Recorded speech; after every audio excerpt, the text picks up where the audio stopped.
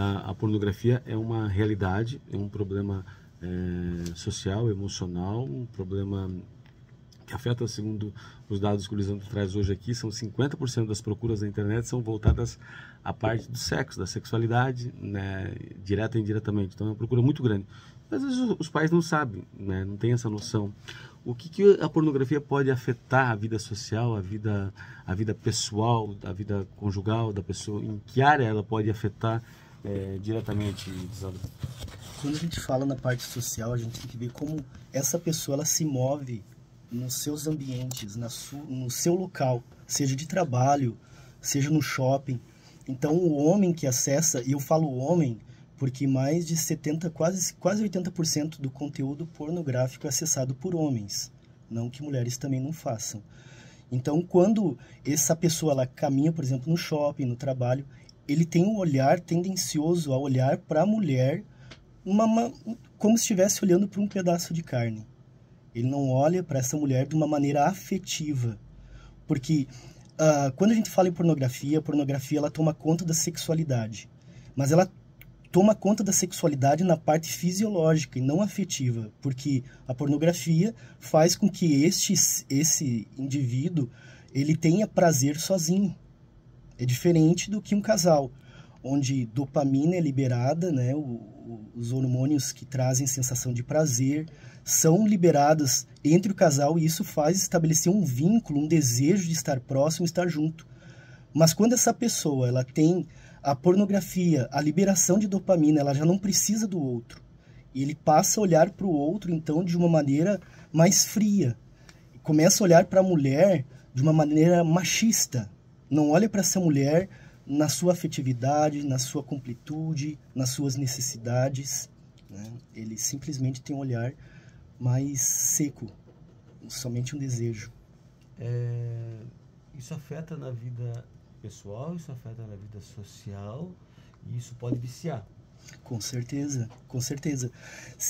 Dados mostram assim que o movimento cerebral, os impulsos elétricos, né, na ressonância magnética, de uma pessoa que acessa conteúdo pornográfico regularmente, movimenta as mesmas áreas e tem os problemas parecidos, por exemplo, com o usuário de cocaína, de entorpecentes. A mudança fisiológica que causa na área do sistema límbico, do sistema de recompensa, é muito parecido com o usuário de crack. Nessas áreas, por exemplo, a área que é a massa cinzenta dessas áreas, onde há a conexão, onde há a comunicação entre os neurônios, passa a diminuir. A pornografia, pode explicar novamente? Ela diminui a massa cinzenta das áreas de recompensa, né, da área onde se busca também a realização pessoal, né, ela diminui na área do sistema límbico, e fazendo isso diminui a conectividade. Então a pessoa precisa de mais estímulos, diminuindo a conectividade, precisa de mais estímulos para sentir o mesmo prazer. Então é uma cadeia espiral que cada vez que a pessoa acessa a pornografia mais, ela precisa de doses mais fortes, igual uma dependência química, porque mexe nos mesmos neurotransmissores, a dopamina.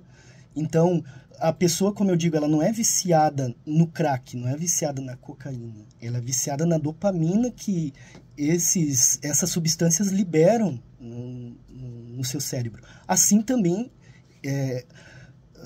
a pornografia libera esses mesmos neurotransmissores e traz os prejuízos muito semelhantes. E você me fez uma pergunta, doutor, como que a pessoa pode saber se ela precisa de ajuda? Sabe? Geralmente um dependente químico, ele tem dificuldade. Eu trabalhei 3 anos com dependência química diretamente, vivendo dentro de uma comunidade terapêutica. E ele tem muita dificuldade de reconhecer que precisa de ajuda, porque ele se acha superior à dependência, à substância, né? Enquanto a pessoa ela pensa desta forma, ela não consegue entender que ela é dependente, né? Eu comecei muito cedo na pornografia. Com 9 anos de idade, meu pai, para minha iniciação sexual, me deu a primeira, na época era revistas pornográficas, né? O pai pegou uma revista e me deu na minha mão, e eu lembro dele me olhando pela fresta da porta, vendo como eu ia me comportar, mas eu não sabia nem o que fazer. Com 9 anos de idade, eu só via aquelas cenas.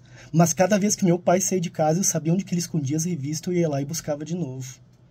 Então, isso começa a gerar um vício, uma dependência que tu tá sempre em busca. Cada vez que meu pai saía de casa, meu coração batia forte, porque eu queria aquilo de novo. E assim também quando você se desenvolve, por exemplo, aparece uma chamadinha na tela e pisca, né, com conteúdo pornográfico, dá aquela sensação de fissura, dá tremor, o coração bate forte. Eu lembro de um dependente químico ele dizendo, né, quando ele vê alguém usando, ele estremece, né, ele fissura, treme, né? é fissura. Todo aquele ritual, né? Aquele ritual acaba provocando nele as sensações do sistema simpático, que vai acelerar o coração, sudorese, formigamento. A droga ela tem esse poder, infelizmente, né, de trabalhar todo o intestino. A pessoa acaba evacuando, se tiver alguma coisa para evacuar, mexe diretamente. E como você falou, cada vez mais a droga do mais um pouco, e vai, a sensação tem que ser dobrada para poder ter a sensação de prazer. E aí por diante. E aí a gente começa a entender como que o sexo, como a pornografia começa a prejudicar. Porque antes ele via lá na televisão, digamos assim, vamos falar uma palavra mais no nosso cotidiano, via um papai e mamãe na pornografia. Daqui um pouco ele começa a precisar de mais e mais e mais. E aí ele começa a assistir pornografia, sexo com violência. E ele já começa a idealizar aquelas cenas. Tanto que mais de 88% do conteúdo pornográfico tem cenas de violência. Então a pessoa começa a entender que na intimidade sexual precisa também ter violência. A pergunta é bem capciosa. Gente, olha lá. Masturbação entre um casal é pecado? São dois. Ele não está fazendo nada sozinho. Sim. Eu acho assim, cada um tem o seu pastor, o seu líder. Assim, uma coisa, como médico falando, o casal dentro do seu quarto, né, desde que não viole, não agride, desde que não deturpe, né, o que vão fazer. É uma coisa pessoal do casal, né? Pessoal desde que não prejudique, desde que não cause dor, né? Não adianta dor, né? Também, eu gosto desse tipo, mas causa dor, sofrimento, né? A bênção do Senhor não traz angústia, né? Tem que, como tentar, eu gosto da beijinho, é o casal, gente, é o casal, né? O casal, né? Se achar alguma coisa, pensar, eu estou errado, converse com o seu líder, converse com o seu pastor, converse com o seu líder, né, para ver qual que é a forma certa, né? No tempo do Jocir lá em Freiburg era papai e mamãe, tudo certinho. Hoje já tem umas danças do acasalamento, aí por diante. Eu acho que cada casal é cada casal, né? Tem que quebrar um pouco aqui, porque fica muito pesado. Porque essa é uma coisa, entre o casal, gente, né, como tu falou, não é masturbação, né? Masturbação é sozinho, teoricamente, né? Se tocar ou não tocar, eu gosto de pegar no seu cabelo, né? Tu não tem mais cabelo, né? Você já tá querendo embora, né? Mas assim, no casal, fazer isso não tá na Bíblia. Eu gosto de puxar esse cabelinho teu. Sabe que foi muito puxando o cabelo? Tu mulher... Diz que uns têm sabedoria, outros têm cabelo, né? Isso é estresse que tá perdendo esse tempo. Não quis lá cuidar da maçã, quis cuidar de igreja, aí, né? Isso é estresse. Mas é do casal, né? Que tá ouvindo aqui o pastor Edson e a Fran. A Fran faz psicologia também. E o pastor Edson, vocês dão palestra para casais aqui na igreja. É uma coisa do casal, né, gente? Assim, é uma coisa para ser... intimidade, para ser diz, né? debatida numa igreja, num local, conversado num retiro, aí por diante. Fica muito, muito, muito amplo o assunto, né? Mas é do casal, né, gente? Do casal.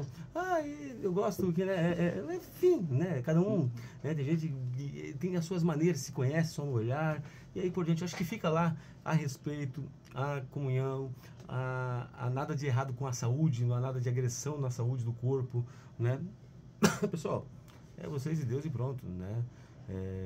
Se houver algum desacordo entre eles aí, procure o seu líder, veja que a melhor maneira de orientar alguém que tenha mais anos de vida, experiência, para poder lhe orientar e aí por diante, né? É uma coisa muito pessoal.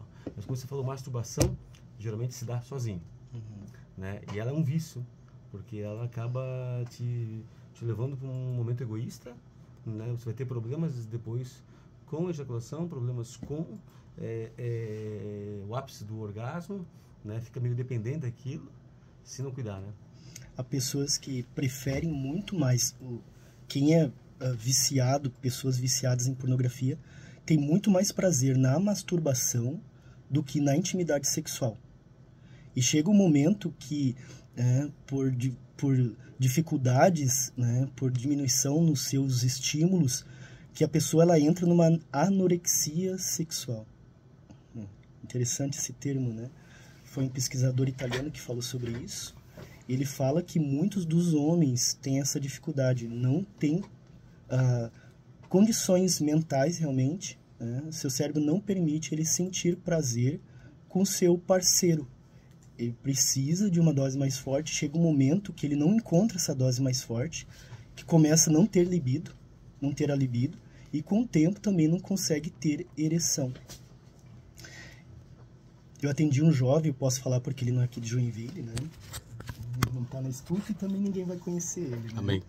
Eu conheci um jovem, eu geralmente não falo sobre casos, um jovem, 21 anos, casado, e ele não conseguia ter prazer com a esposa.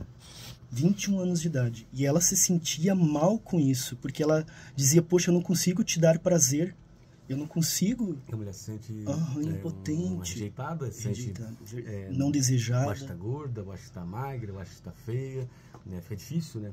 Na verdade, o homem precisa tratar, né? Precisa tratar isso, de onde que vem, o porquê que está assim, né? O porquê que se encontra assim para poder tratar, né? Com psicoterapia, às vezes com medicação, né? Existem alguns que são muito exagerado a hipersexualidade, né? E mulher tem dias que não tá, né? Não dá, né? Nem por isso vai se masturbar, né?